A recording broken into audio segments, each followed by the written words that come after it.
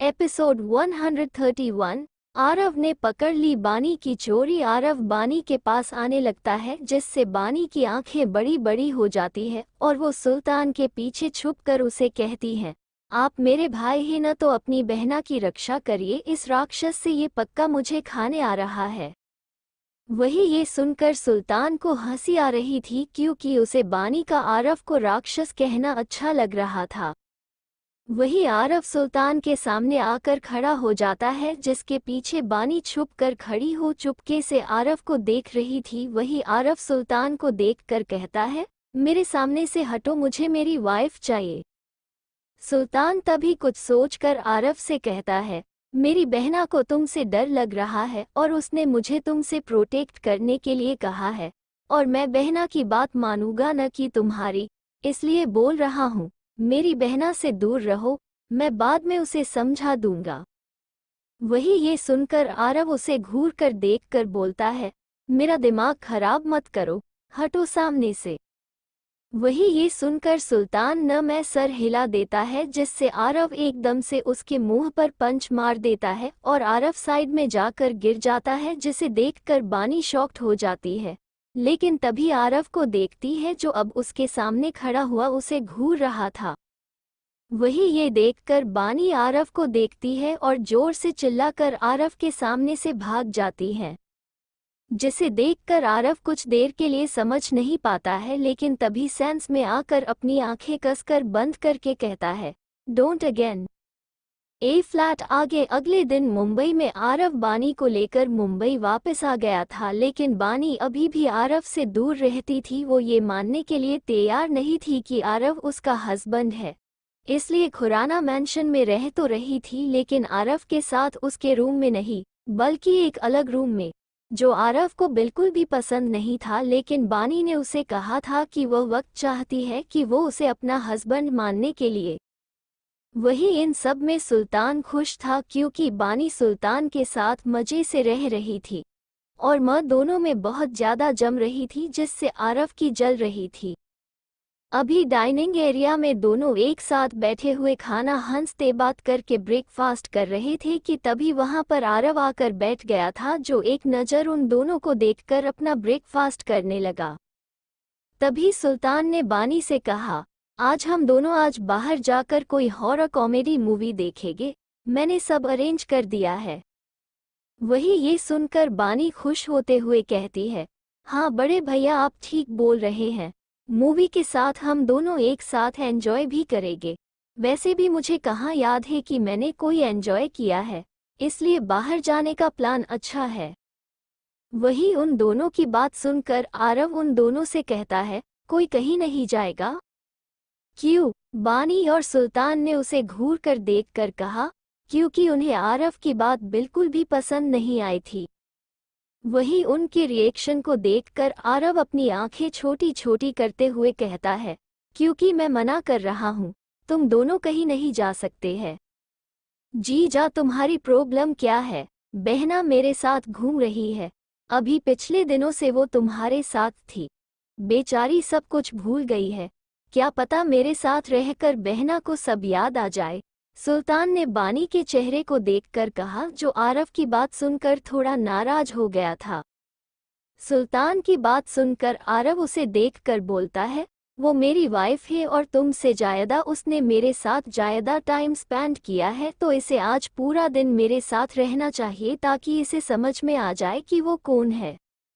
वही ये सुनकर बानी आरव को घूर कर देखती है और बिना कुछ कहे उठकर मेंशन से बाहर जाने लगी, क्योंकि उसे गुस्सा आ रहा था, इसलिए खुद से ही सोच लेती है कि उसे यहाँ पर रहना है। वही बानी को जाते हुए देखकर सुल्तान आरव को गुस्से में कहता है, तुम ऐसे उसके साथ जबरदस्ती नहीं कर सकते हो, वो एकदम से कैसे तुम्हें हस्बैंड एक्सेप्ट कर पाएगी, तुम्हें उसे खुश करना चाहिए न कि नाराज। ये कहकर सुल्तान बानी के पीछे चला जाता है, जिससे आरव भी उठकर उन दोनों के पीछे निकल जाता है, लेकिन जैसे ही बाहर आता है तो गुस्से में उसकी नीली आंखें लाल होने लगी, क्योंकि सामने बानी बड़े प्यार से सांझ को देखकर मुस्कुरा रही थी और शर्मा भी रही थी। जिसे देखकर वही खड़ा सुल्तान हैरानी से बानी को देख रहा था, क्योंकि वो सांझ के साथ खुश लग रही थी। लेकिन आरव को ये देखकर गुस्सा आ जाता है और वो सीधा बानी और सांझ के पास आ जाता है और सांझ को देखकर घूर कर कहता है, तुम मेरे घर में क्या कर रहे हो? सांझ, जिसे बानी के बारे में कोई आइडिया नहीं था कि जिससे वो बात कर ही रहा था कि बानी सब कुछ भूल गई है। सांझ यहाँ पर बानी से मूवी की शूटिंग के बारे में बात करने आया था। वही बानी जो सांझ के हैंडसम चेहरे को देखकर खुश हो रही थी, क्योंकि सांझ उसे अच्छा लग रहा था। हाँ, उसे समझ में नहीं आ रहा था कि सांझ कौन है और उसे कैसे जनता है और वो बार बार शूटिंग क्यों बोल रहा है। लेकिन सांझ उसे बात कर रहा था, उसे अच्छा फील हो रहा था। आरव की बात सुनकर सांझ जवाब देते हुए कहता है, मैं यहाँ पर बानी से मिलने आया था और उसे कहने आया था कि वो कब सेट पर आ रही है, क्योंकि अभी मूवी की शूटिंग बाकी है। अभी मेरी वाइफ की तबीयत ठीक नहीं है और वो कोई काम नहीं कर सकती है। जब ठीक हो जाएगी मैं तुम्हें बता दूंगा। बस अभी निकल जाओ यहाँ से, आरव ने उसे देखकर कहा। तभी आरव बानी को गोद में उठाकर लेकर चला जाता है, जिसकी गोद में आकर अब बानी रोने लगी थी और सांझ से हेल्प मांग रही थी कि वो उसे आरव यानी राक्षस से बचा ले। वही सांझ को बानी की ये हरकत बिल्कुल भी समझ नहीं आई थी कि बानी क्या बोल रही है। लेकिन तभी सुल्तान उसके पास आकर उसे कहता है, बहना की तबीयत ठीक नहीं है तो वो कुछ दिनों तक तुम्हारी मूवी में काम नहीं कर सकती है। मतलब ऐसा क्या हुआ बानी को? सांझ ने उसे पूछा। जायदा कुछ नहीं, बस हम सब के साथ अपने आप को भी भूल गई है मेरी बेचारी बहना। पता है बहुत मुश्किल से मैंने उसे समझाया है कि मैं उसका भाई हूँ। वही सांझ को सुल्तान सब कुछ बता देता है, जिससे सांझ भी हैरान हो गया था। वही रूम के अंदर बानी दीवार से सटकर खड़ी हुई थी और आरव को गुस्से में मुंह बनाकर कहती है, राक्षस तुम कितने ज्यादा बुरे हो। तुमसे अच्छा वो हैंडसम सा लड़का था जो कितने प्यार से मुझसे बात कर रहा था। मुझे लगता है मैंने उसे प्यार किया होगा, लेकिन तुमने बीच में आकर हमारी लव स्टोरी को खराब कर दिया होगा। आरव जो बानी के ऊपर खड़ा हुआ और उसे ही घूर रहा था और अपने दोनों हाथों को बानी के अगल बगल रखकर उसे बैंड किया हुआ था। तभी वो बानी को घूर कर देखकर सख्त आवाज में कहता है, अपना ड्रामा बंद करो शार्प रैबिट। मुझे अच्छे से पता है तुम ये सब ड्रामा कर रही हो। कोई यादाश्त नहीं गई है तुम्हारी? बस ये सब मुझे परेशान करने के लिए कर रही हो ना? आरव की ये बात सुनकर बानी सहम कर खड़ी हो जाती है और आरव को ऐसे देखने लगी जैसे उसकी चोरी सच में पकड़ी गई। To be continued, see you soon next chapter. अब आगे आरव बानी को देखा जा रहा था जो बहुत ज्यादा घबरा गई थी उसकी बात सुनकर, जिससे आरव के चेहरे पर डेविल स्माइल आ गई थी और वो अपने एक हाथ की उंगलियों से बानी के बालों को खेल कर बोला, क्या हुआ? अब ये सोच रही हो कि मुझे कैसे पता चला? क्योंकि तुमने कितनी परफेक्ट एक्टिंग करी थी। वही ये सुनकर बानी अपनी आंखों का बड़ी बड़ी करते हुए हैरानी से आरव को देखने लगी। तभी आरव बानी की कमर पर हाथ रखकर उसे करीब करके बोलता है, तुमने उस स्टूपिड सुल्तान को अपना भाई इतनी आसानी से मान लिया, लेकिन मुझे अपना हस्बैंड मानने को तैयार नहीं थी। मैं उसी समय समझ गया था कि तुम बस नाटक कर रही हो। अब बोलो ये सब क्यों किया तुमने? आरव ने सख्त आवाज में बानी को घूर कर कहा, जिससे बानी आरव की बात सुन रोनी सी सूरत बनाकर कहती है, सॉरी। मुझे सॉरी नहीं, एक्सप्लेनेशन चाहिए, आरव ने गुस्से में उसे देखकर कहा। जिससे बानी आरव को देखकर रोते हुए बोली, मैं ये सब करके देखना चाहती थी कि आप मेरे लिए क्या क्या करेंगे, कैसे मुझे याद दिलाने की कोशिश करेंगे कि मैं आपकी वाइफ हूँ। मैं बस आपकी आंखों में अपने लिए जिद और जुनून देखना चाहती थी, लेकिन आपको तो अब सब पता चल गया है, कहकर बानी ने मुंह बना दिया था क्योंकि उसका प्लान खराब हो गया था। वही आरव बानी के गाल को अपने हाथ से दबाकर दांत पीसते हुए कहता है, तुम पहले से ही मेरी जिद और जुनून है तो तुम्हें मेरी आंखों में देखने की क्या जरूरत है? अब तक तुम्हें कुछ समझ में नहीं आ रहा था कि मैं तुम्हारे लिए पागल हूँ और तुम फिर भी मेरा पागलपन देखना चाहती हो। वही बानी आरव को देखकर अपनी आंखें नम कर देती है और रोने लगी, जिसे देखकर आरव बानी के गाल को छोड़ देता है और फिर उसके आंसू को साफ करते हुए बोलता है, रोना बंद करो, वरना तुमने जो किया है उसके लिए तुम्हें अच्छी सजा दूंगा। सॉरी, अब ऐसा नहीं करूंगी, बानी ने आरव को देखकर रोते हुए कहा। और मैं तुम्हें ऐसा कुछ करने भी नहीं दूंगा जिससे तुम मुझे भूल जाओ और मुझे पहचाने से भी मना कर दो, आरव ने बानी से जुनून भरी आवाज में कहा। वही ये सुनकर बानी आरव से लिपट कर स्माइल करते हुए कहती है, खडूस, मैं तो आपको चाहकर भी भूल नहीं सकती हूँ, क्योंकि आपकी वजह से मेरी पहचान है।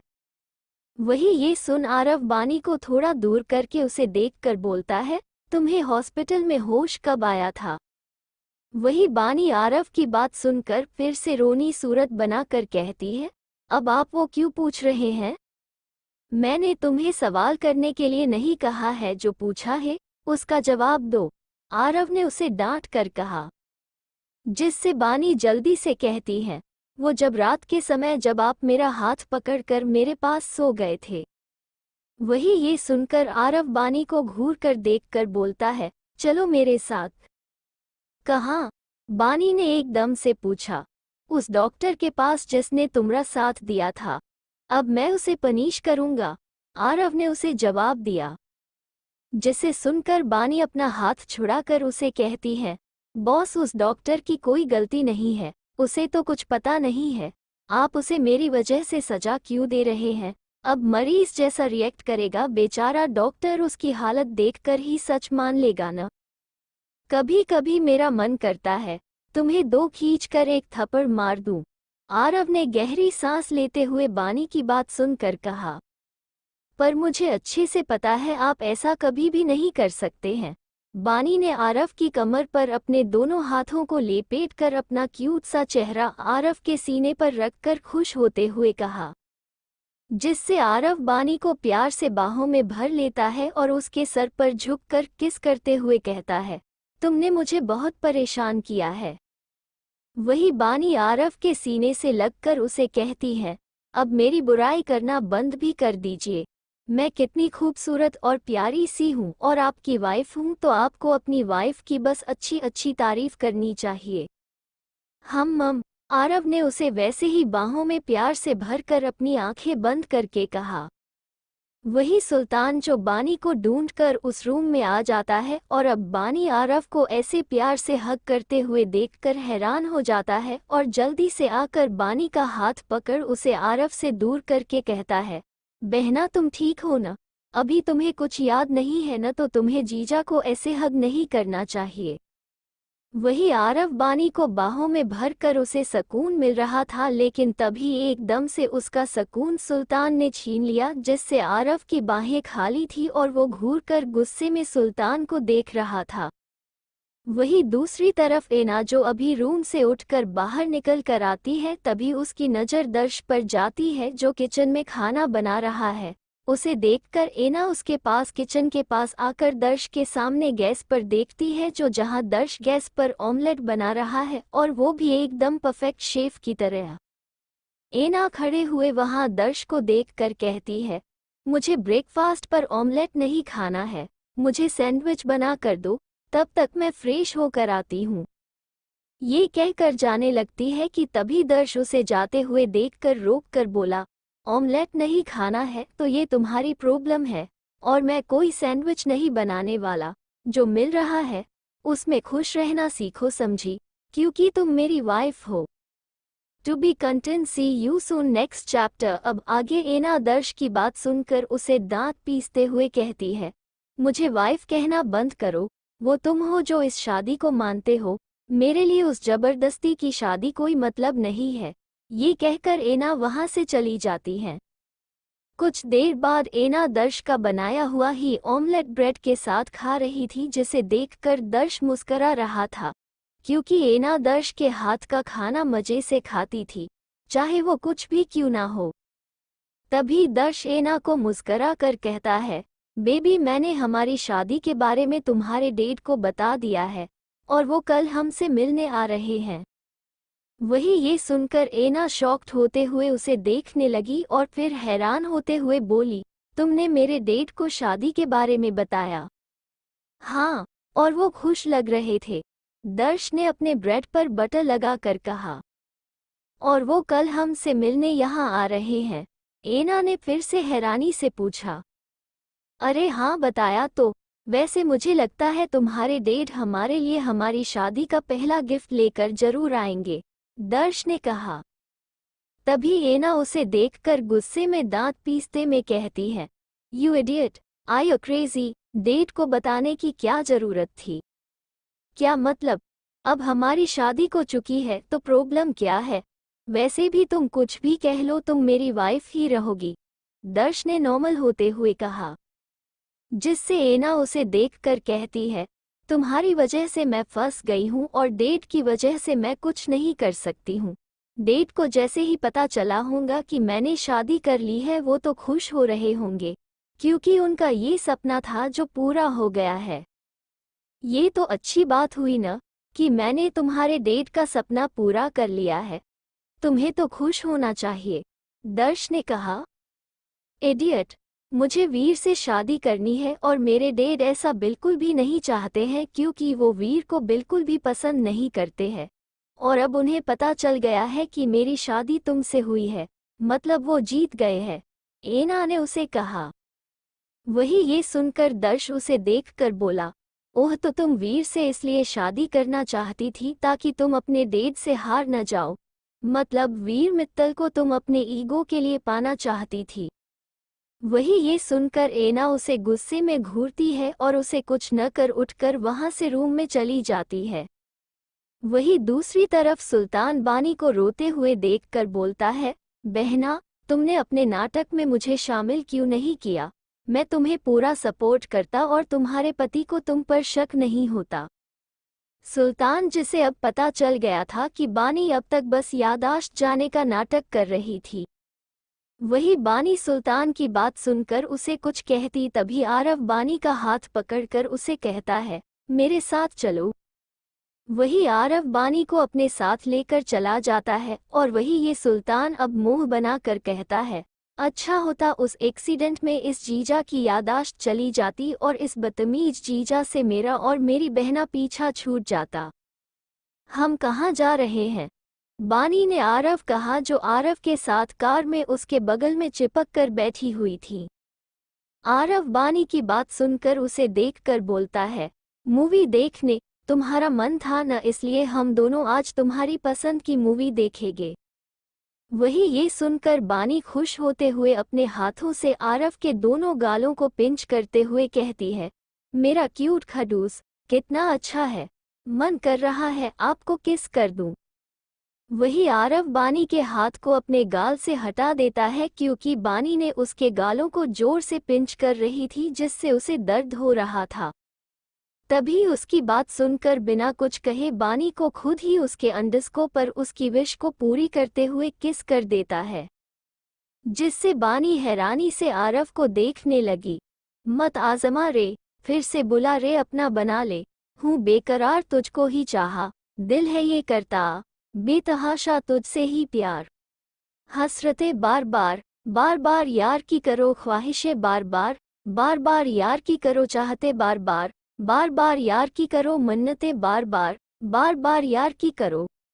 हम जार जार रोते हैं, खुद से खफा भी होते हैं, हम ये पहले क्यों ना समझे? तुम फक्त मेरे दिल का करार खोते हैं, कहाँ चैन से भी सोते हैं, हमने दिल में क्यों बिछाए शक ये गहरे? हसरतें बार बार, बार बार यार की करो ख्वाहिशें बार बार, बार बार यार की करो चाहते बार बार, बार बार यार की करो मन्नतें बार बार, बार बार यार की करो। तेरे ही ख्वाब देखना, तेरी ही राह ताकना, तेरे ही वास्ते है मेरी हर वफा, तेरी ही बात सोचना, तेरी ही याद ओढ़ना, तेरे ही वास्ते है मेरी हर दुआ, तेरा ही साथ मांगना, तेरी ही बाह थामना, मुझे जाना नहीं कहीं तेरे बिना, तू मुझसे फिर ना रूठना, कभी कहीं ना छूटना, मेरा कोई नहीं यहाँ तेरे सिवा। हसरतें बार बार, बार बार यार की करो ख्वाहिशें बार बार, बार बार यार की करो चाहते बार बार, बार बार यार की करो मन्नतें बार बार, बार बार यार की करो। टू बी कंटेन ए फ्लैट। आगे रात के समय दिव्या जी नीचे हॉल में आकर बैठी हुई थी क्योंकि वीर अभी तक नहीं आया था, इसलिए वो वीर का वेट कर रही थी।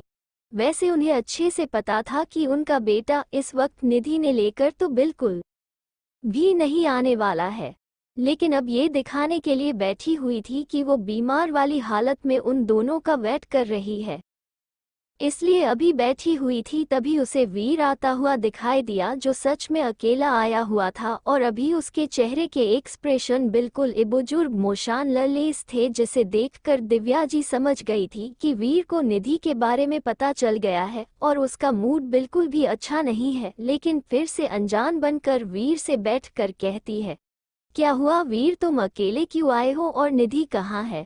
क्या तुम उसे अपने साथ लेकर नहीं आए? बेटा वो ठीक तो है। दिव्या जी ऐसे ही सब कुछ जानकर अभी अच्छे बनकर ढोंग करने लगी कि वो निधि को उसके साथ न देखकर परेशान है। मॉम आप अभी तक सोई क्यों नहीं? चलिए, कहकर वीर दिव्या जी की बात को इग्नोर करके अपने साथ उनके रूम में ले जाता है और उन्हें रेस्ट बोलकर अपने रूम में आ जाता है। इस बार वीर बहुत शांत दिखाई दे रहा था। तभी वीर अपनी शर्ट उतार कर वॉशरूम के अंदर शावर के नीचे खड़ा हो जाता है और तभी शावर चालू करके शावर से पानी गिरने लगा, जिससे वीर खड़ा हुआ भीग रहा था। उसके चेहरे पर इस वक्त जितना गुस्सा दिखाई दे रहा था उतना ही दर्द नजर आ रहा था। तभी वीर अपने गीले बालों पर हाथ फेर कर गुस्से में कहता है, बीवी तुमने ये बिल्कुल भी अच्छा नहीं किया है, मुझे अकेला छोड़कर। मुझे लगता था कि तुम मुझे और मेरे प्यार को समझ गई हो, इसलिए मुझे तुम पर विश्वास था कि तुम कभी भी मुझे से दूर नहीं जा सकती हो। लेकिन मैं गलत था, तुमने कभी भी मुझसे प्यार नहीं किया, बस मेरे प्यार का मजाक बनाकर मुझे धोखा देकर चली गई। यही तो चाहती थी कि तुम मुझे से अपना पीछा छुटा सको, लेकिन मैं भी वीर मित्तल हूँ, इतना आसान नहीं है मुझसे पीछा छुटा पाना। जो मेरी चीज़ है उसे मुझे लेना अच्छे से आता है, चाहे मुझे कुछ भी करना पड़े बीवी। और तुम ये बात अच्छे से जानती हो कि तुम इतनी आसानी से मुझसे ज़्यादा दिन तक दूर नहीं रह सकती हो, तुम्हें फिर से मेरे पास वापस आना ही होगा। कहकर वीर जोर से दीवार पर पंच मार देता है। अगले दिन खुराना मैंशन आरव सोफे पे बैठा हुआ लैपटॉप पर अपना ऑफिस का काम कर रहा था, क्योंकि वो आज ऑफिस नहीं गया था। तभी बानी रूम में आती है और आरव के सामने कॉफी रख दिया बेड की तरफ जाकर थक कर बेड पे बाहें फैलाकर लेट जाती है और थक कर गहरी सांस लेते हुए बोली, मैं थक गई।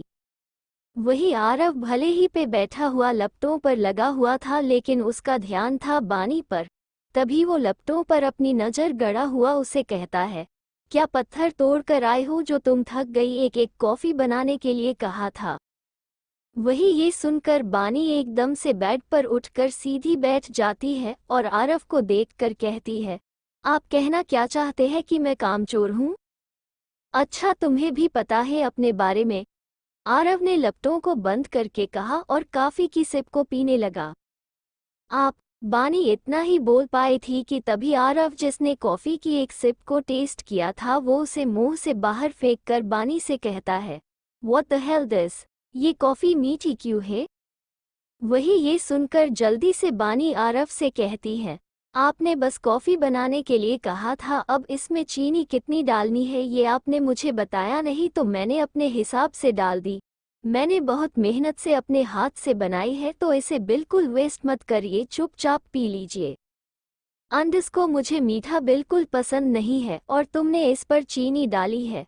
आरव ने कॉफी के मग को टेबल पर पटक कर कहा, जिसे देखकर बानी खुद से कहती है, क्या ये खड़ूस मुझे डांटने वाला है? नहीं भी, मैं कल से अपनी करतूत के कारण बहुत कुछ सुन चुकी हूँ, अब नहीं, इतनी हिम्मत नहीं है मेरे पास। ये कहकर बानी आरव से जल्दी से कहती है, बॉस अब आपको मीठे वाली थोड़ी सी बीमारी हो तो गई है, तो मीठे से परहेज क्यों कर रहे हो? वैसे भी डॉक्टर ने आपको मीठा खाने के लिए कहा है, तो पी लीजिए मेरे हाथों से मीठी कॉफ़ी। आरव ने बहुत प्यार से आरव को देखकर उसकी डांट से बचने के लिए कहा। वही आरव उसे देखकर बोलता है, मुझे अच्छे से पता है कि मुझे डायबिटीज़ है और मेरे लिए स्वीट्स खाना ज़रूरी है, लेकिन उसके लिए मैं सिर्फ डेजर्ट ही खाता हूँ जो सिर्फ फ्रूट्स का होता है। मुझे स्वीट्स बिल्कुल पसंद नहीं है और तुम मुझे एक्स्ट्रा शुगर वाली कॉफ़ी पीने के लिए बोल रही है। अभी वापस जाओ, मेरे लिए मेरी सिंपल सी ब्लैक कॉफ़ी बनाकर लेकर आओ। आरव ने उसे ऑर्डर देते हुए कहा, जिससे बानी आरव से कहती है, आप मुझे ऐसे ऑर्डर नहीं दे सकते हो। मैं अब आपकी वाइफ हूं, न कि कार ड्राइवर। बॉस, आप ये चीटिंग कर रहे हैं। मैं कोई कॉफ़ी नहीं बनाने वाली। वैसे भी मुझे नहीं आती है। अगर आपको अपनी कॉफ़ी पीनी है तो जाकर खुद बनाकर पी लीजिए।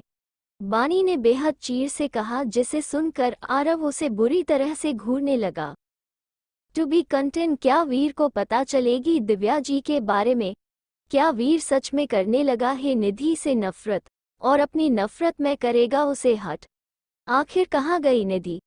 क्या वीर निधि को ढूंढ पाएगा? आरव और बानी के रिश्ते ऐसे ही खट्टे मीठा बना हुआ रहेगा? क्या कभी लगेगी किसी की बुरी नज़र जिससे दोनों के बीच में आएगी दूरियां? इस सभी सवालों को जानने के लिए पढ़ते रहिए yes boss. See you soon next chapter. अब आगे बानी फिर से आरव के सामने कॉफ़ी का मग टेबल पर रख देती है और पैर पटक कर बेड पे आकर पिलो को अपनी गोद में रखकर बैठ जाती है और आरव को घूरने लगती है, जो फिर से कॉफ़ी का मग उठाकर उसे देखकर कॉफ़ी की सिप ले लेता है। आरव ने बानी को फिर से कॉफ़ी बनाने के लिए कहा था, जिससे बानी को ज़बरदस्ती बनानी पड़ी क्योंकि बानी आरव से कभी भी नहीं जीत पाती थी।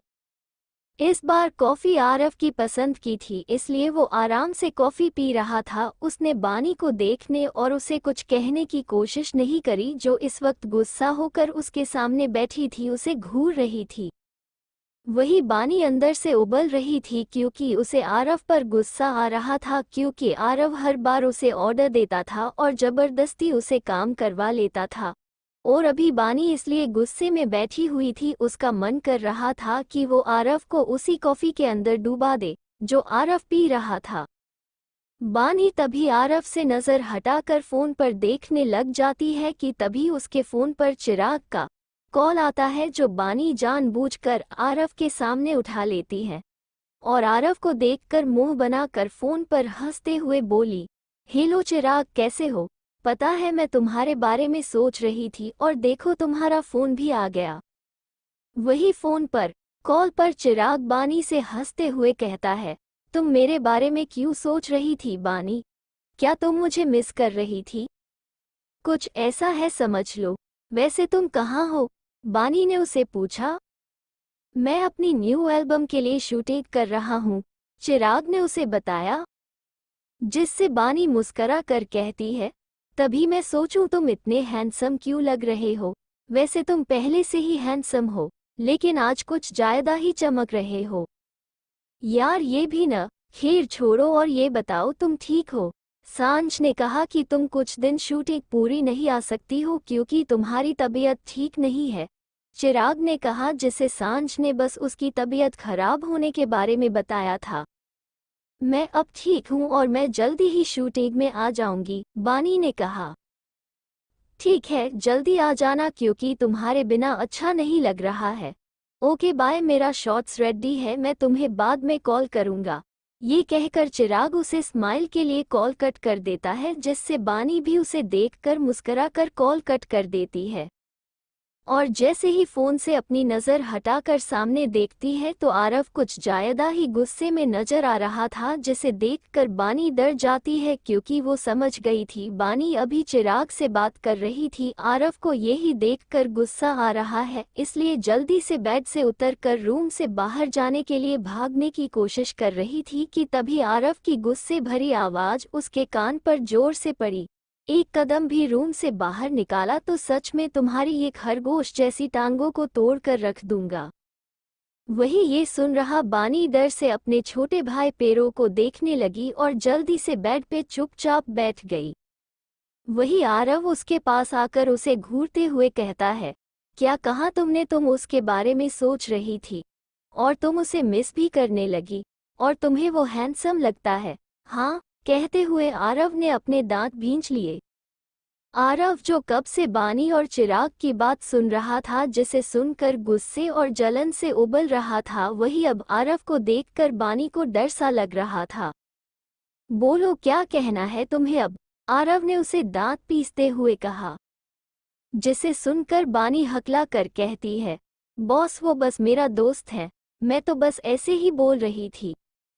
वही ये सुनकर आरव बानी को देखकर बोलता है, मेरी बात अच्छे से दिमाग में बिठा लो, कोई भी लड़का तुम्हारा दोस्त नहीं बन सकता है, और आज के बाद तुमने उस चिराग से काम के अलावा कोई और बात भी करी तो मुझसे बुरा कोई भी नहीं होगा। आपसे बुरा कोई हो भी नहीं सकता है, मैं ये बात पूरे होशो हवास में बोल सकती हूँ, बानी ने धीरे से उसे कहा। जिसे सुनकर आरव बानी के ऊपर आकर उसके दोनों हाथों को बेड पे दबाकर कहता है, तो फिर ठीक से मैं और बुरा बन सकता हूँ क्योंकि तुम उसी के लायक हो। हर बार मुझे इरिटेट करती हो और मुझे गुस्सा दिलाना तो तुम्हारा फेवरेट काम जो बन गया है। कहकर आरव बानी के नेक पर जोर से बाइट कर लेता है, जिससे बानी की चीख निकल जाती है। जिसे सुनकर आरव उसे देखकर डेविल स्माइल करते हुए कहता है, क्या हुआ, अच्छा नहीं लग रहा है? मुझे यहाँ दर्द हो रहा है और आप मुझे पूछ रहे हैं कि अच्छा नहीं लग रहा है, बानी ने गुस्से में कहा। जिसे सुनकर आरव बानी के टॉप के अंदर हाथ डालकर उसके उभारों को सहलाते हुए बानी के कान में कहता है, पर उस दर्द से तुम्हें अच्छा लगता है जो मैं तुम्हें बहुत प्यार से देता हूँ। वही बानी आरव को देखकर अब शर्मा जाती है और आरव के हाथ के स्पर्श को महसूस करके उसकी सिसकी निकल रही थी। वही आरव अपने एक हाथ को बानी के टॉप से बाहर निकल देता है और दूसरे हाथ को उसके उभार पर रखकर उसे सहला रहा था। वही बानी आंखें बंद करके खुद पर काबू कर रही थी। वही आरव अपने एक हाथ को उसके पैजामे के अंदर डालने ही लगा था कि तभी बानी की आंखें कुछ महसूस करके खुल जाती है और वो आरव का हाथ पकड़ लेती है, जिससे आरव उसे देखकर अपनी आईब्रो से कुड़कर बोला, व्हाट हैपेंड? मुझे वॉशरूम में जाना है, बानी ने घबरा कर कहा। जिससे आरव मना करते हुए कहता है, बात भी चली जाना, पहले मुझे फील करना है। वही ये सुनकर बानी की आंखें हैरानी से बड़ी बड़ी हो जाती है कि आरव कितनी ज्यादा बेशर्मी कर रहा है, लेकिन तभी बानी आरव से कहती है, मुझे पीरियड आए हैं, छोड़िए अब। वही अब हैरान होने की बारी आरव की थी क्योंकि वो पूरे मूड कर था।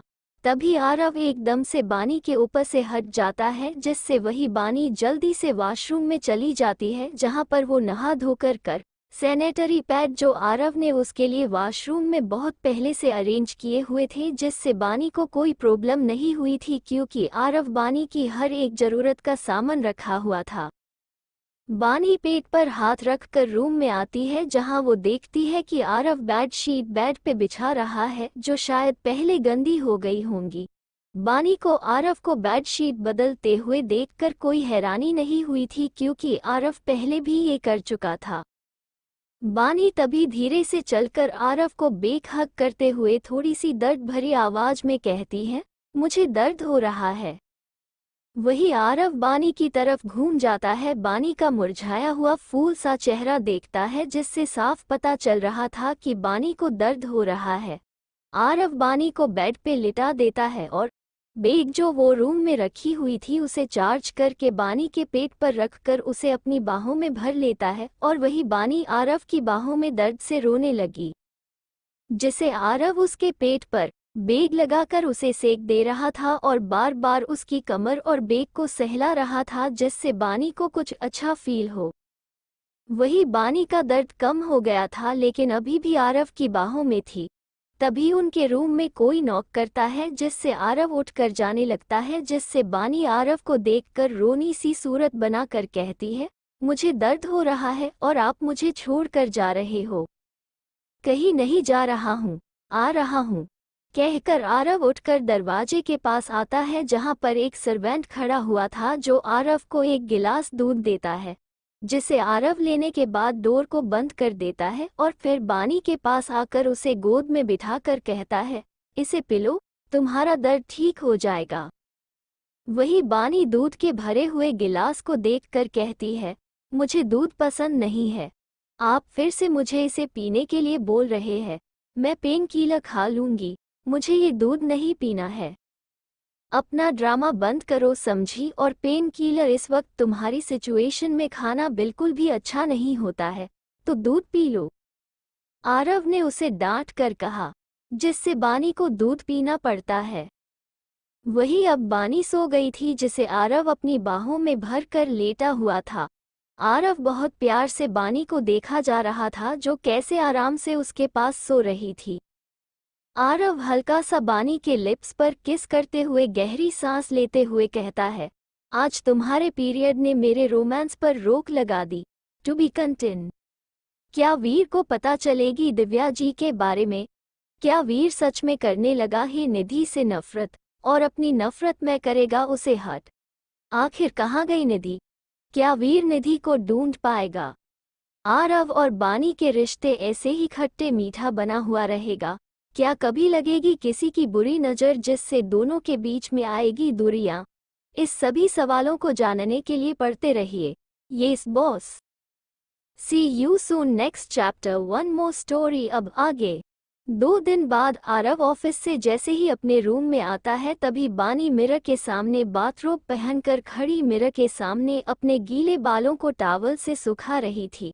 तभी बानी भी मिरर में आरव को देख लेती है और उसे देखकर मुस्कुराकर पीछे मुड़कर आरव से कुछ कह रही थी कि तभी उसके मुंह से निकल रहे शब्द उसके मुंह में रह जाते हैं, क्योंकि आरव उसे पकड़कर उसे पैशनेट होकर उसे किस कर रहा था, जिससे बानी हैरान हो जाती है।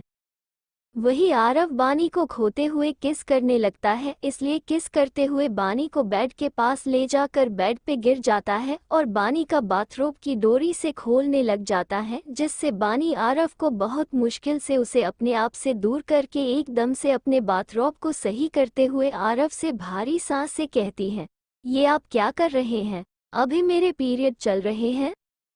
वही ये सुनकर आरव बानी से दूर होकर वॉशरूम में चला जाता है, जिसे ऐसे जाते हुए देखकर बानी का मुंह बन जाता है और मुंह बनाकर कहती है, जब रोमांस करना होता है तभी आकर मुझसे चिपक जाते हैं, वरना मुझे हर वक्त डांटते रहते हैं। हूं स्मर्क स्मर्क स्मर्क। वही आरव अभी शावर के नीचे शर्टलेस खड़ा हुआ अपने आप को ठंडे पानी में शांत कर रहा था, क्योंकि वो अभी जिस तरह से बानी को देखकर बहक गया था, इसलिए खुद पर काबू करने की कोशिश कर रहा था। वही दूसरी तरफ सुल्तान चार्ली के साथ कार में था। जहां चार्ली कार ड्राइव कर रहा था तो वही सुल्तान फोन पर लगा हुआ था। तभी चार्ली एकदम से कार में जोर से ब्रेक लगा देता है, जिससे सुल्तान के हाथ से फोन छूट जाता है और वो चार्ली को डांट कर कहता है, क्या कर रहे हो?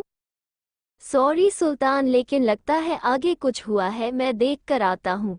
चार्ली ने आगे सड़क पर देखते हुए सुल्तान से कहा, जहाँ पर आगे उनकी कार के सामने बहुत लोगों की भीड़ जमी हुई थी।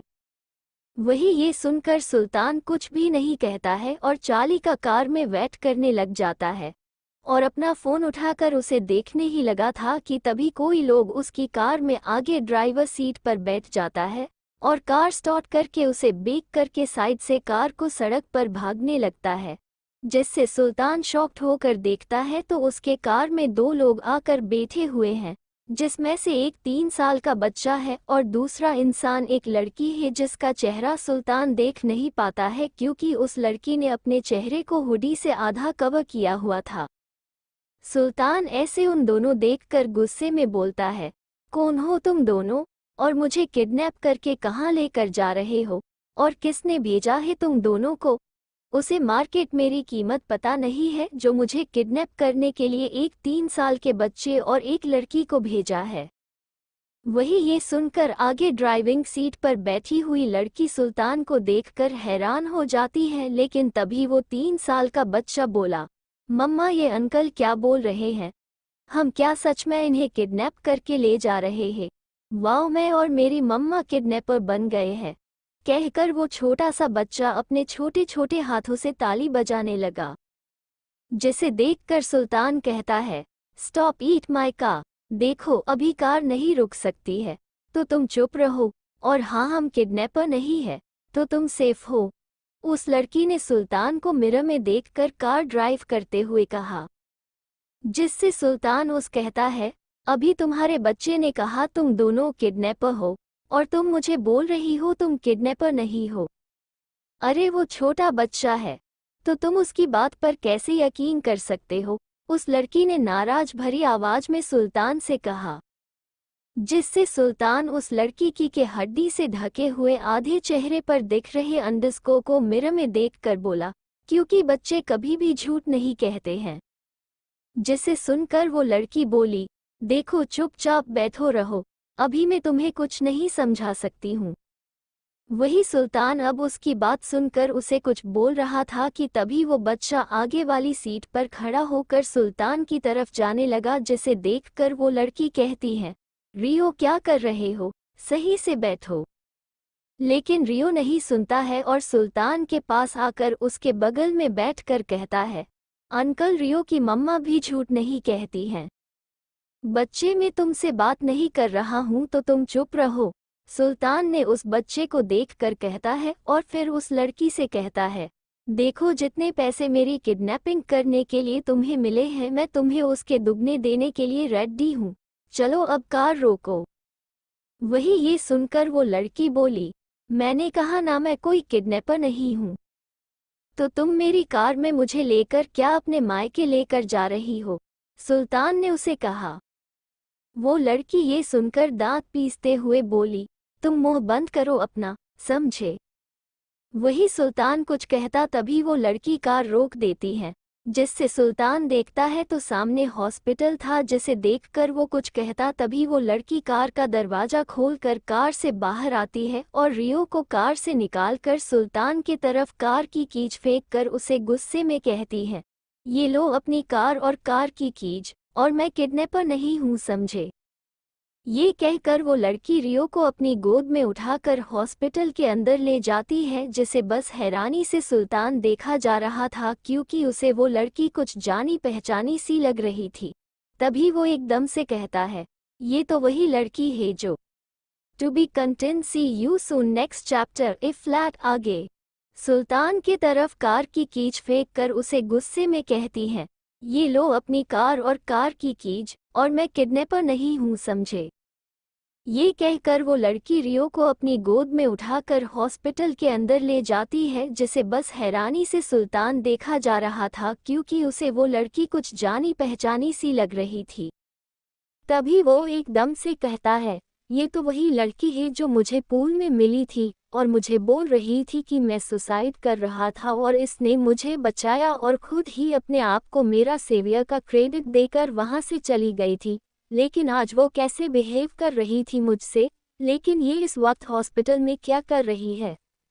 सुल्तान ने उस लड़की के चेहरे को देख लिया था क्योंकि उस लड़की ने अपने चेहरे से हुड्डी की टोपी को अपने चेहरे से हटा दिया था और वो वही लड़की थी जो एक बार पूल के पास सुल्तान से मिली थी। सुल्तान हॉस्पिटल की तरफ देखने लगा और फिर कुछ सोचकर अपनी कार से बाहर आकर हॉस्पिटल के अंदर आ जाता है। और जैसे ही अंदर आता है तो उसे रियो दिखाई दिया जो एक नर्स के साथ बैठा हुआ बातें कर रहा था, जिसे देखकर सुल्तान रियो के पास आकर उसे देखकर बोलता है, तुम्हारी मॉम कहाँ गई है? रियो सुल्तान की बात सुनकर उसे घूर कर अपनी एक आईब्रो रेस करके कहता है, अंकल आप मेरी मम्मा को क्यों पूछ रहे हो? सुल्तान रियो की तरफ देखकर अब उसे इग्नोर करके कहता है, इस बच्चे की मॉम कहाँ है? आंटी मत बताना, रियो ने सुल्तान को देखकर नर्स से कहा, जिसे नर्स रियो को कहती है, रियो क्या हुआ, तुम ऐसे क्यों बोल रहे हो? ये अंकल बड़े अजीब है, इसलिए रियो ने सुल्तान को देखकर ही जवाब दिया। जिसे सुनकर सुल्तान उसे घूर कर कहता है, मैं पागल हूँ लेकिन अजीब नहीं, और तुम मुझे पागल नहीं बोल सकते हो, समझे बच्चे? रियो, मेरा नाम रियो हो, मुझे बच्चे कहना बंद कर दीजिए, मैं 3 साल और 5 महीना का हूँ, रियो ने एक अकड़ से उसे देखकर कहा। जिसे देखकर सुल्तान बोला, तुम मुझे मेरे डेविल जीजा की याद दिला रहे हो, वो भी तुम्हारी तरह घंडी और बदतमीज है। मुझे लगता है वो मेरे जैसे इंटेलिजेंट और स्मार्ट होंगे जो आप उन्हें घमंडी बोल रहे हो, जो आप कभी भी नहीं हो सकते हो, रियो ने उसे कहा। जिसे सुनकर सुल्तान कहता है, तुम उम्र से 3 साल को, लेकिन तुम्हारी जुबान 30 साल के आदमी की तरह कड़वी और जहरीली है। और तुम मुझे मेरे जीजा की तरह इंसल्ट करना बंद करो, समझे?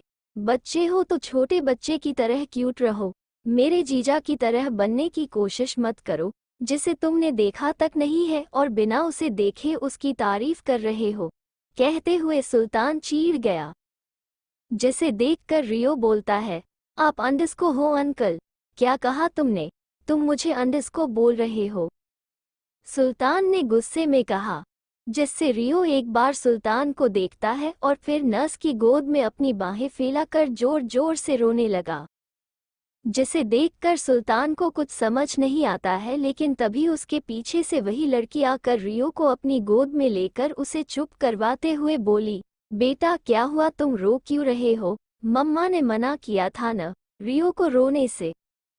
मम्मा अंकल मुझे डांट रहे हैं, रियो ने रोते हुए अपनी आंसू को तेज करते हुए कहा। जिसे देखकर वो लड़की सुल्तान को देखकर कहती है, आपको शर्म नहीं आती है इतने छोटे बच्चे को डांट कर? और आप यहाँ क्या कर रहे हैं? मैंने कहा था ना कि मैंने आपका किडनैप नहीं किया था, लेकिन आप मान क्यों नहीं रहे हो?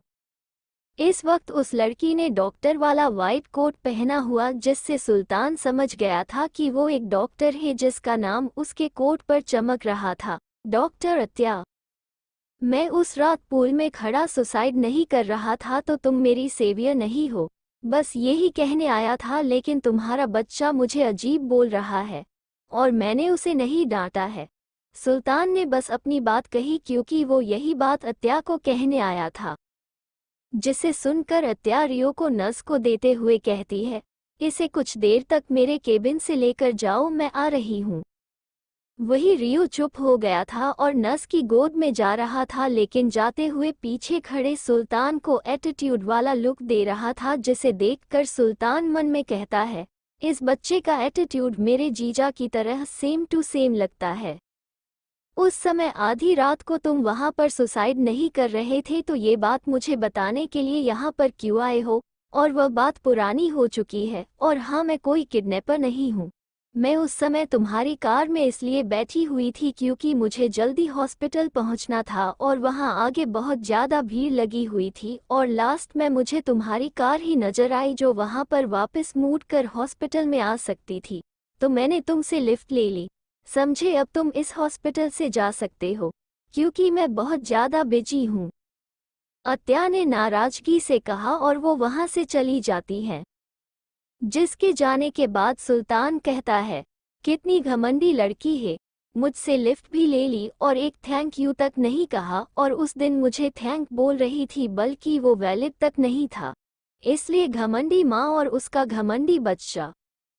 वही दूसरी तरफ दर्श के फ्लैट में एना मुस्करा कर एना के डेड के सामने बैठी हुई है, जो दर्श और एना से यहाँ पर उनसे मिलने आए हुए थे।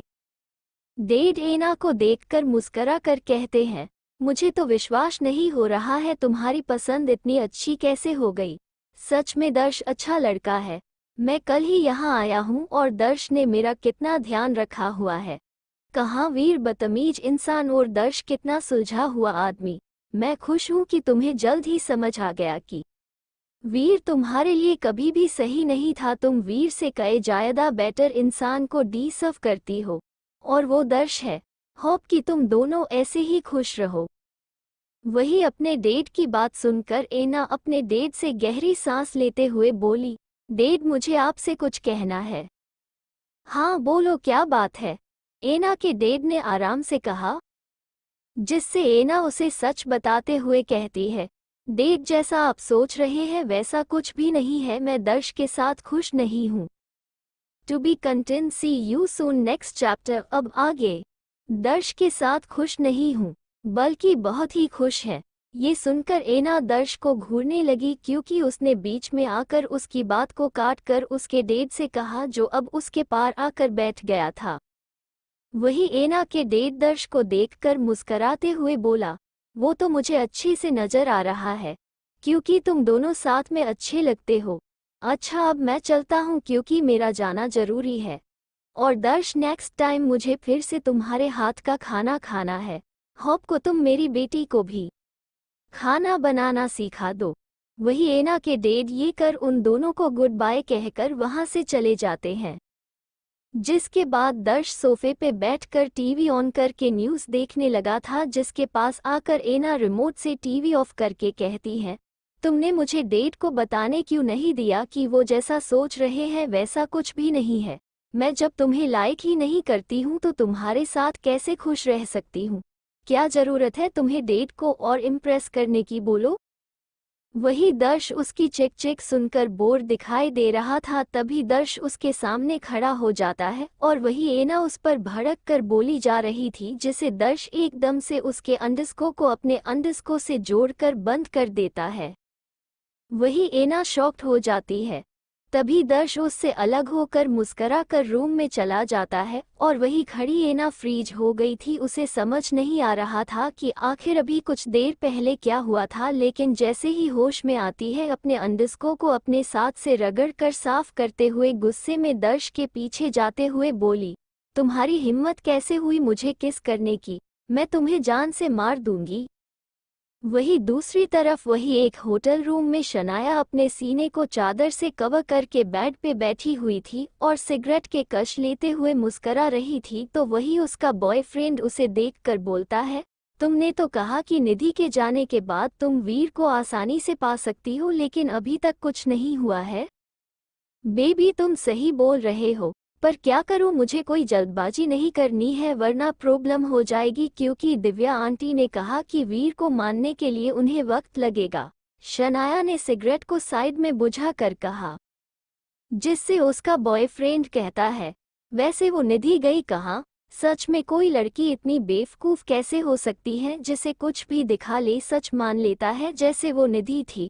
बेचारी को लगा था कि वीर तुम सगाई कर रहा है, बल्कि वो वीर नहीं, वीर के चेहरे का मास्क पहनकर वो मैं था। वैसे बेचारी बहुत रो रही थी, मुझे उसके लिए बुरा फील हो रहा है। बेबी वो वही डिसर्व करती है, मुझसे मेरा वीर छीना था, न तो तड़पना तो होगा उसे जैसे मैं तड़पती थी। मेरी जगह मैं खुद वीर के बिस्तर पर उसकी बाहों में सोती थी जहां मैं सोना चाहती थी, शनाया ने नफरत से कहा। जिसे सुनकर उसका बॉयफ्रेंड उसे देखकर बोलता है, लेकिन बेबी जब तुम उस समय तड़पती थी तो मैंने तुम्हारी तड़प शांत करी, भूल गई तुम मुझे। ओह बेबी तुम्हें मैं कैसे भूल सकती हूँ, प्लीज़ अब आ भी जाओ, मैं अभी भी तड़प रही हूँ। वैसे भी पता नहीं कब वो वीर खुद मेरी तड़प को खत्म करेगा, लेकिन अभी के लिए तुम ही उसे शांत कर सकते हो। कहते हुए शनाया ने अपने सीने से चादर पूरी हटा दी थी, जिससे उसके बॉयफ्रेंड के चेहरे पर डेविल स्माइल आ गई थी। तभी दोनों मिलकर एक दूसरे को बाहों में इंटीमत होने लगे।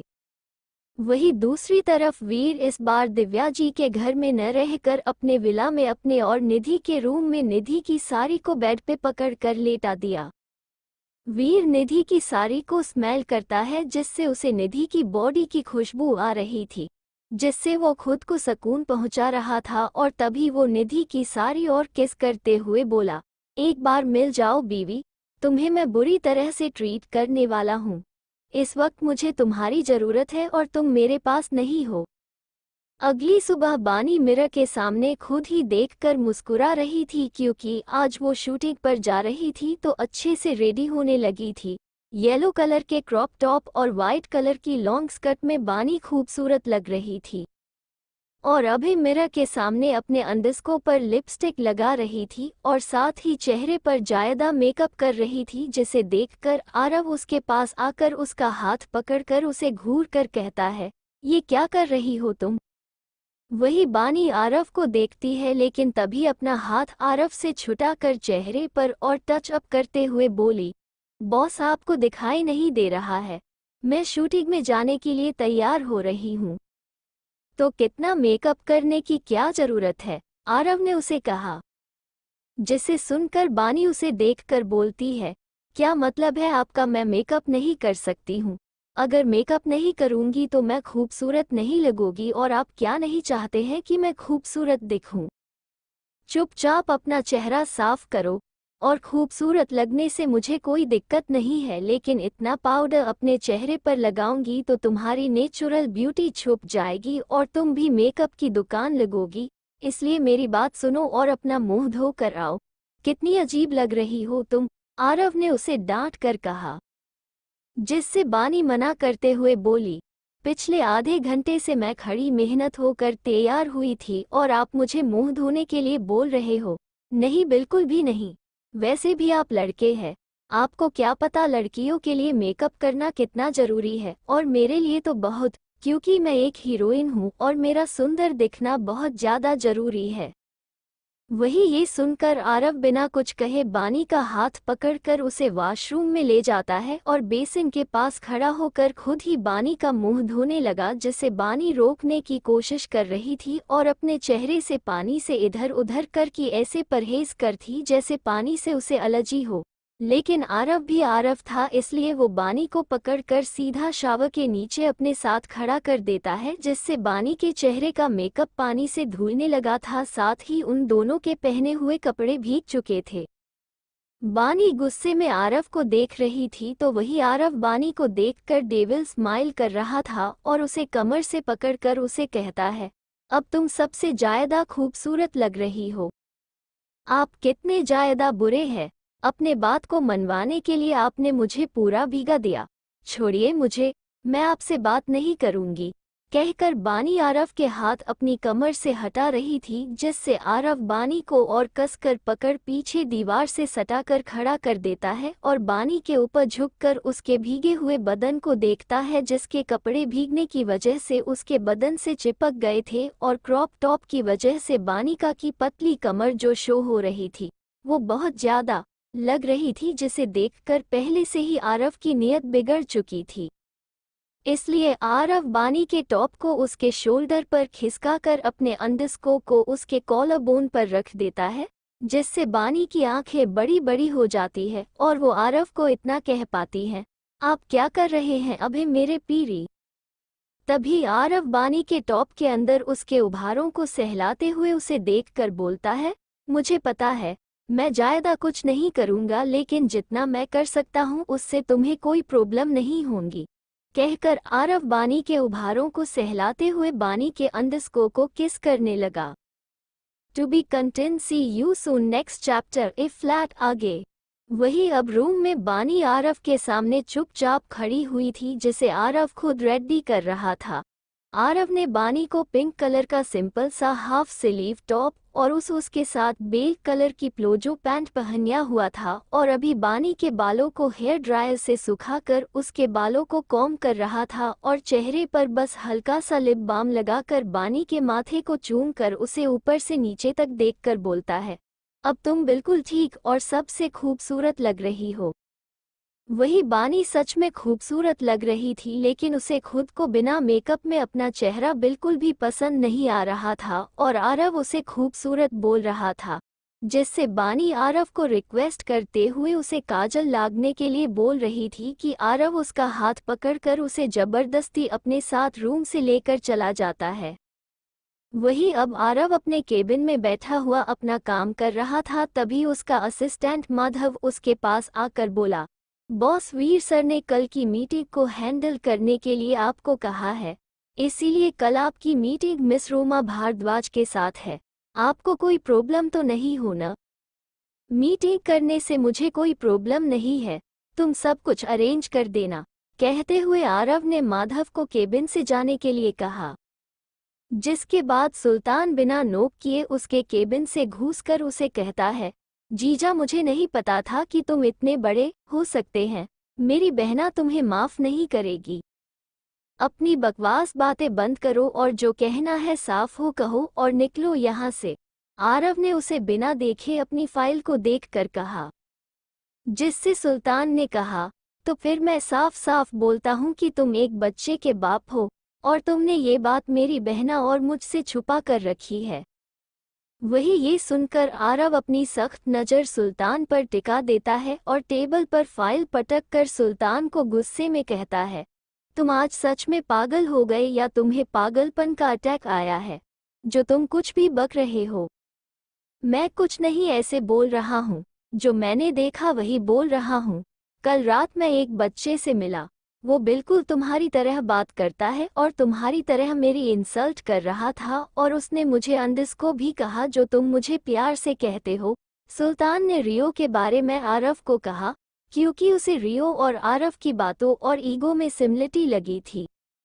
आरव उसे दांत पीसते हुए कहता है, एक बच्चा तुम्हें अंदिस को कहेगा तो वो कहने से वो मेरा बच्चा नहीं हो सकता है इडियट। वो बच्चा क्या तुम्हें सभी अंदिस को कहते हैं?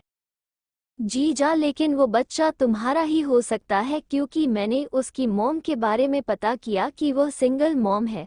तो क्या पता बहना से मिलने से पहले तुमने कोई कांड कर दिया था। वैसे भी तुम शराब के नशे में इधर उधर पड़ते रहते थे, एकदम शराबी बन जाते थे। सुल्तान ने अपना लॉजिक लगाकर कहा, जिससे आरव उसके पास आकर उसके मुंह में पंच मारकर उसे गुस्से में कहता है, मैंने किसके साथ कांड किया है ये बानी अच्छे से जानती है, और अब तू मेरे ऑफिस से नहीं निकला तो कल के न्यूज़पेपर तेरी डेथ फोटो होगी। वही ये सुनकर सुल्तान रोनी सी सूरत बनाकर निकल जाता है, जिसके बाद आरव गहरी सांस लेते हुए खुद से कहता है, पता नहीं कब इस अंडिस्को से मेरा पीछा छूटने वाला है। वही दूसरी तरफ बानी चिराग के साथ शूटिंग कर रही थी कि तभी सेट पर सांझ आता था, जिसे अब पता चल गया था कि बानी की कोई यादाश्त नहीं गई है। वही अब डायरेक्टर बानी और चिराग को एक एक्शन सीन समझा रहा था जो थोड़ा रिस्की था, जिसमें हीरोइन आग में फंस जाती है जिसे हीरो अपनी जान की परवाह किए बचा लेता है।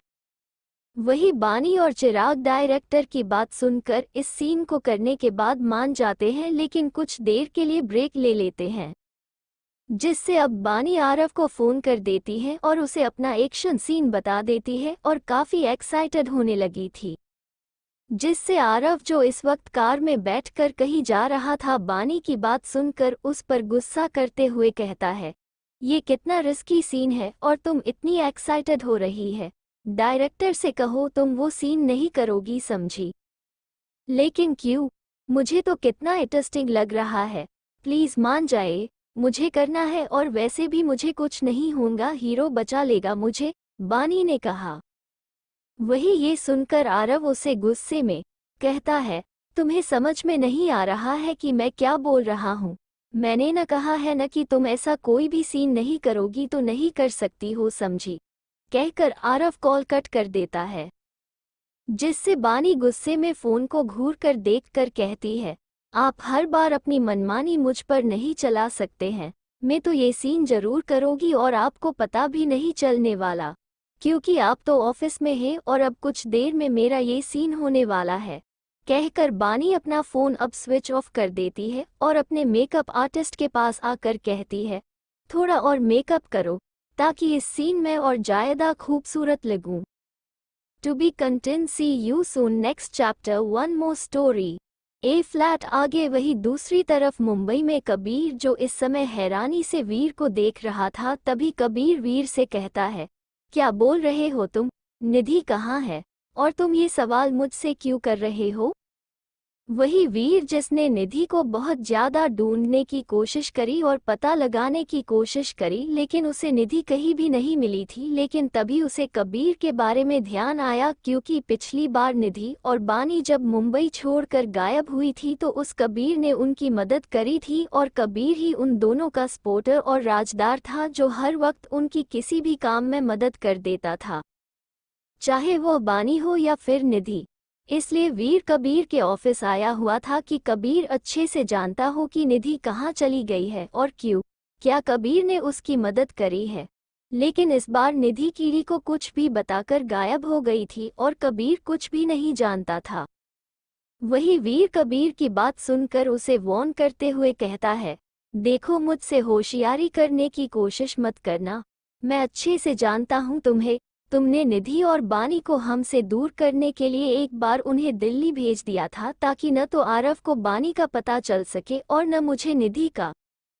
वो तो आरव ने कैसे भी पता लगा दिया था, और उसके बाद क्या हुआ तुम अच्छे से जानते हो, क्योंकि तब तुम मेरी कैद में थे, याद है न? कैसे मार मार कर तुम्हारा क्या हाल किया था। तो चुपचाप बताओ, मेरी बीवी कहाँ है? सर, मैं सच बोल रहा हूँ, निधि ने मुझे कुछ भी नहीं बताया है और न ही कुछ दिनों से मेरी बात उससे हुई है। अब तो मुझे भी निधि की फिक्र हो रही है। वो बानी जैसी लड़की बिल्कुल भी नहीं है, पता नहीं कहाँ चली गई और कैसे रह रही होंगी।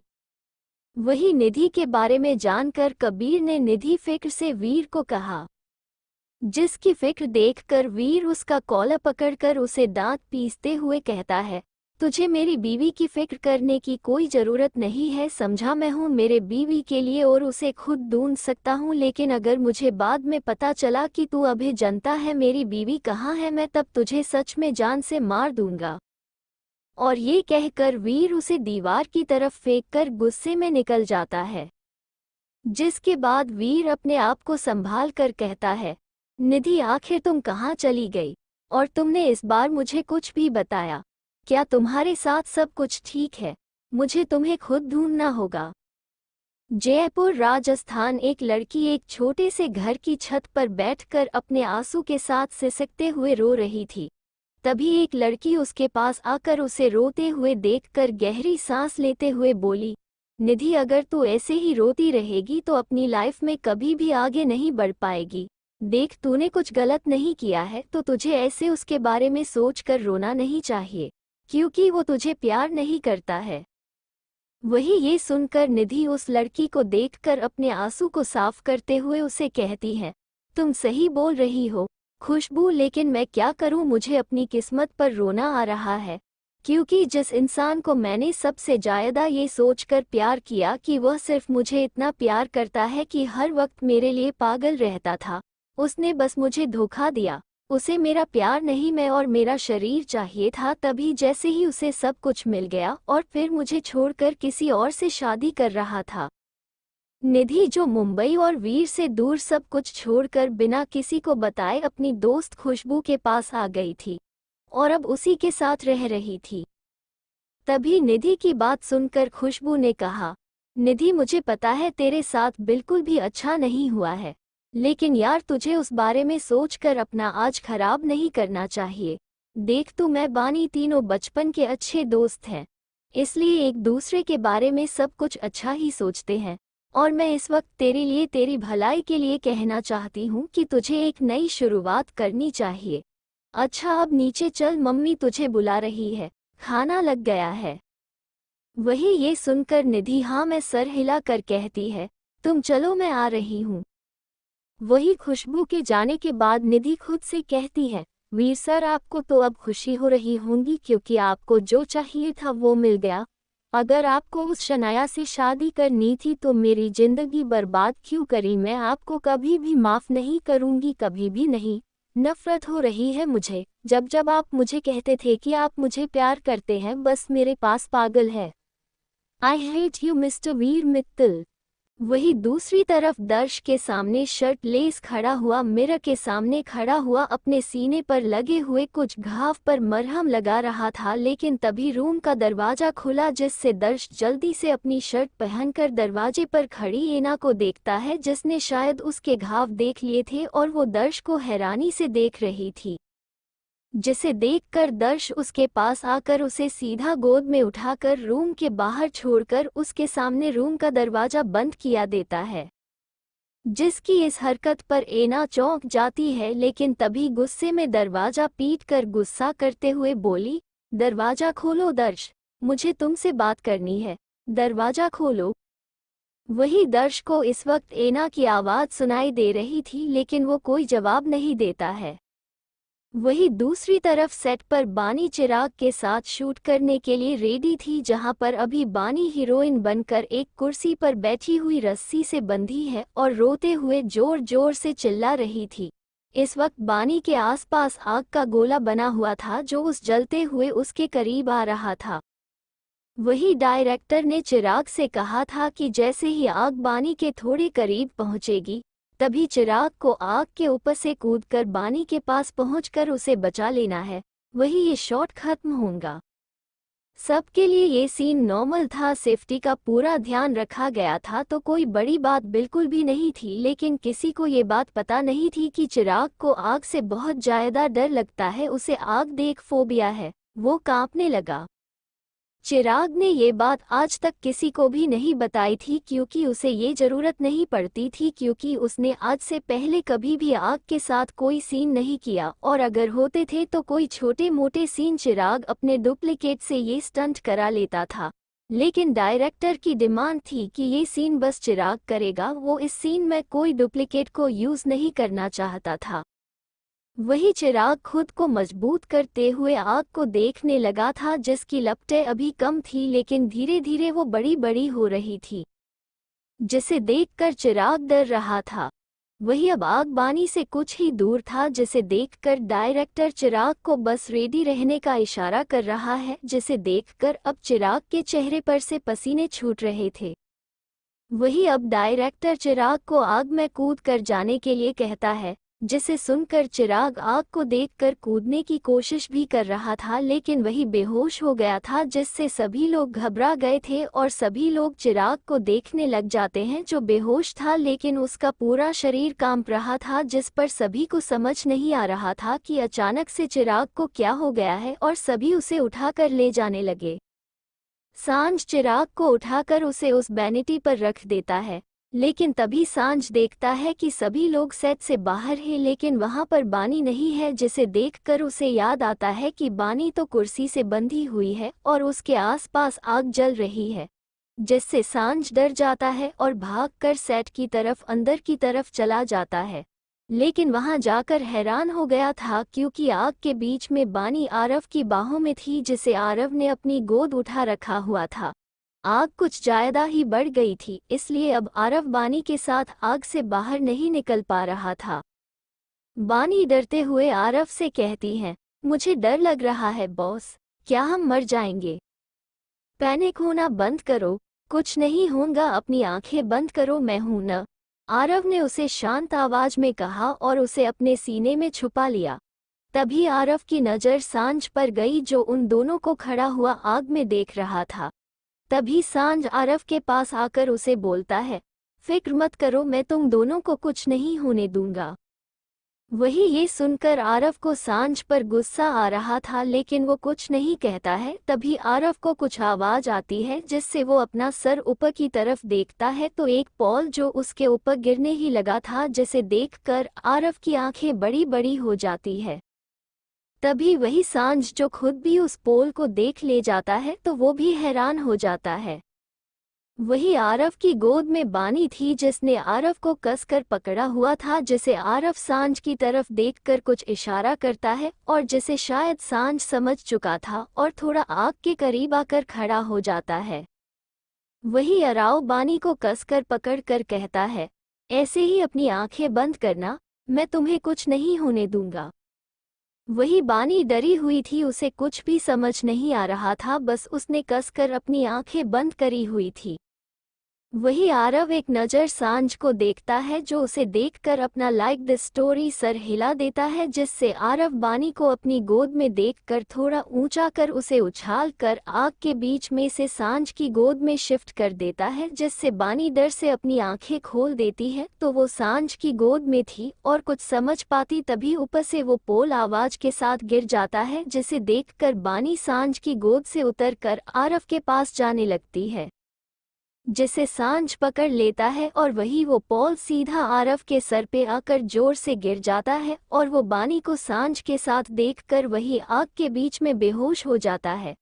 To be continued, see you soon next chapter. Story को आगे सुनने के लिए चैनल को सब्सक्राइब करें और कमेंट्स करें और लाइक दिस स्टोरी।